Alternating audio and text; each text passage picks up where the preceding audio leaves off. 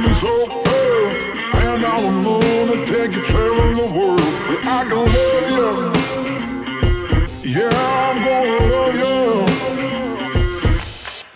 I'll give you the whole of what I've got, the fancy finds, baby, I have not. Just gonna love you, yeah, I'm gonna love you.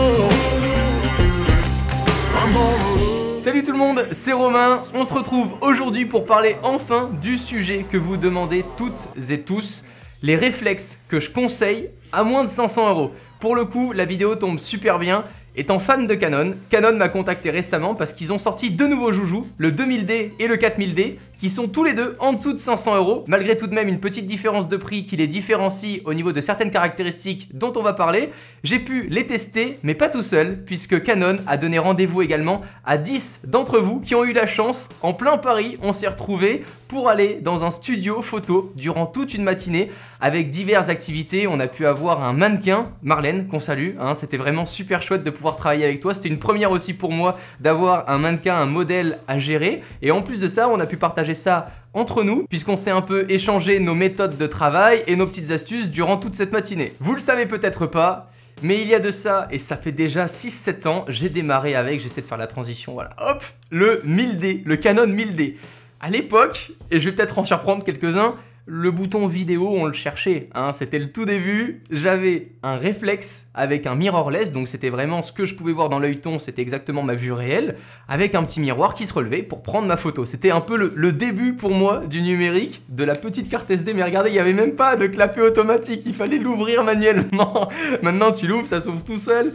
Il y avait le petit bouton on-off qui était ici. On retrouve la plupart des petits boutons sur justement les nouveaux, les grands frères du 1300D, un Canon qui est beaucoup plus récent et qui laisse place aujourd'hui à la gamme 2000D et 4000D, deux nouveaux appareils entrée de gamme chez Canon. Après 5 ans de ça, j'ai du coup laissé tomber le Canon EOS 1000D pour laisser place au 60D, puis ensuite j'ai évolué avec le 5D Mark IV et aujourd'hui le Graal, l'Index Mark II. Cependant, vous êtes beaucoup, et j'étais le premier il y a quelques années à me demander mais quel appareil photo réflexe choisir pour un budget pas si conséquent que ça. On a donc découvert en cette matinée et entre passionnés deux nouveaux produits, le 2000D et le 4000D. Le 4000D c'est vraiment l'entrée de gamme de l'entrée de gamme, 399 €, et le 2000D on a quelques petites caractéristiques qui sont tout de même sympas à avoir sur un appareil pour 100 € de plus. Le prix comprend également la même optique qui sera fournie sur les deux modèles, à savoir un 18-55 mm stabilisé. Ça fait environ 2 semaines que je les ai pris en main et on note quelques petites différences entre le 4000D et le 2000D, notamment et dans un premier temps au niveau des connectivités. Sur le 2000D, on peut noter par exemple un port pour une télécommande externe pour pouvoir pourquoi pas déclencher une pause longue sans faire vibrer notre appareil photo. On ne l'a pas sur le 4000D. Il y a aussi plein de petites différences. À noter le bouton on-off, il est incrusté dans la molette sur le 4000D, contrairement au 2000D. Ensuite, on a un réglage sur l'œilleton qui va être disponible pour toutes celles et ceux qui ont des problèmes de lunettes et des problèmes de vue sur le 2000D qu'on n'aura pas sur le 4000D. Il n'y a pas de petites économies. Et ensuite, comme vous pouvez le voir là sur les images, on n'a pas les mêmes matériaux sur le 2000 et 4000D. On a une surface en plastique pour relier notre objectif sur le 4000D et une surface métallique sur le 2000D. Les millions de pixels, parlons-en aussi. Ça fait pas tout, mais ça peut vraiment jouer si vous souhaitez pourquoi pas imprimer en très grand format vos photos. 18 millions de pixels pour le 4000D et 24,1 millions de pixels pour le 2000D. Comme je l'ai dit, on est sur de l'entrée de gamme et c'est pour ça aussi qu'au fur et à mesure j'ai évolué. On n'a pas les mêmes technologies par exemple de mise au point parce qu'on a tout de même de la vidéo dispo, hein, du 1080p en 30 images secondes, mais au niveau des technologies de mise au point, n'attendez pas du dual pixel comme sur du 5D Mark IV ou du 1DX Mark II, faut pas oublier qu'on doit se faire la main sur ces appareils là pour se perfectionner sur les prochains. Premier point que j'ai abordé, c'est la connectivité, on l'utilise de plus en plus. Et si vous saviez, mais à quel point j'aurais été heureux lorsque j'avais 11-12 ans sur mon 1000D d'avoir ne serait-ce qu'une connexion Wi-Fi, ça n'existait pas à l'époque. Aujourd'hui il y a le Wi-Fi, il y a le Bluetooth, il y a le NFC. Alors sur ce 2000D, on a le Wi-Fi et le NFC pour l'appairer plus facilement. Et sur le 4000D, on a le Wi-Fi uniquement. Un petit truc à noter également si vous souhaitez utiliser le flash, sur le 2000D, on aura un flash avec un déclenchement automatique, le flash va se relever tout seul. Et sur le 4000D, ça sera un flash avec ouverture manuelle. Alors là, comme ça, vous vous dites... du coup, c'est pas si ouf que ça au niveau des caractéristiques, mais faut pas oublier que pour le prix, encore une fois à l'époque, je l'ai même payé plus cher que ça, mon 1000D, et là je retrouve un 4000D à 399 € avec une optique 18-55 mm stabilisée. Suivant les revendeurs, en plus de ça, vous allez avoir des offres avec des cartes SD, des pochettes et autres. Je trouve que c'est vraiment le premier prix abordable que je peux me permettre réellement de conseiller. En plus de ça, en tant que grand fan Canon, vous imaginez bien, pour pouvoir avoir son premier appareil photo. Alors évidemment, au bout d'un certain temps, si vous allez l'utiliser quotidiennement, vous allez vous sentir limité et c'est ce qui vous poussera aussi à augmenter petit à petit de gamme d'appareils, mais surtout d'objectifs photo. J'en ai parlé dès le début, de mon côté, et c'est le conseil que je vous donne après l'avoir utilisé moi-même, investissez dans des objectifs photo ainsi que dans des flashs ou des accessoires externes avant de passer à la gamme supérieure sur un nouvel appareil photo. C'est vraiment ça qui va tout changer parce qu'aujourd'hui, et celui qu'on a utilisé principalement durant le shooting, c'était un 50 mm qui ouvrait à 1.8 et qui vaut moins de 100 €.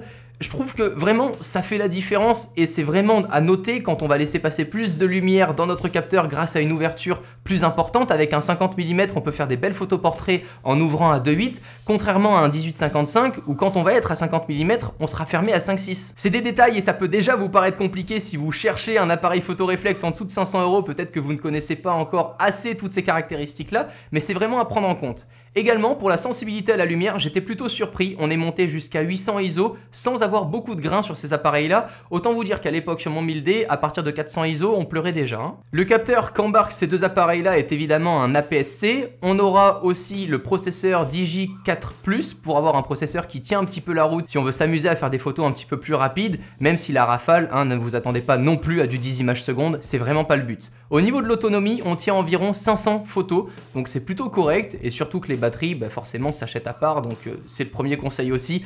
Avant d'investir dans d'autres appareils photo, veillez à utiliser assez souvent votre appareil pour ne pas non plus vous sentir perdu quand vous allez passer sur des gammes beaucoup plus hautes avec des boutons de partout. Durant le meet-up, on a eu accès là aussi à plusieurs optiques pour s'essayer et ne pas rester bloqué sur un 18-55 classique. On s'est essayé à la photo macro, on s'est essayé aussi à la photo portrait avec Marlène qui a pu poser. C'était vraiment chouette parce qu'elle a l'habitude, du coup c'est son métier et forcément ça nous met beaucoup plus à l'aise pour essayer d'avoir des portraits sympas. Toutes les photos qu'on a pu prendre avec les deux appareils seront dans un album mélangé avec les photos des abonnés directement, donc c'est pas des professionnels, c'est vraiment des passionnés qui ont pris ces photos là. Ça vous laisse vraiment comme ça une idée de ce que le grand public, sans dénigrer personne, peut aujourd'hui faire avec des appareils photo comme ça en main et différentes optiques. On peut se dire du coup dans 5-6 ans pour redécouvrir les entrées de gamme, puisque j'en fais toutes les 5-6 ans du coup des vidéos comme ça. J'espère que mon avis vous aura peut-être aidé ou aiguillé. Les choses à noter du coup et à retenir, c'est que pour un 2000D vous avez de la connectivité en plus avec du NFC, vous avez un capteur qui a plus de millions de pixels donc qui peut vous aider pour des tirages photos et une qualité un peu plus premium. On se dit à très vite dans de prochaines vidéos. Pas encore sur photo ou vidéo, vous savez que ça prend du temps, mais j'aime beaucoup tester ces produits là donc j'espère vous retrouver très vite. D'ici là, prenez soin de vous, ciao tout le monde. Diamonds so pale, and I will take you traveling the world.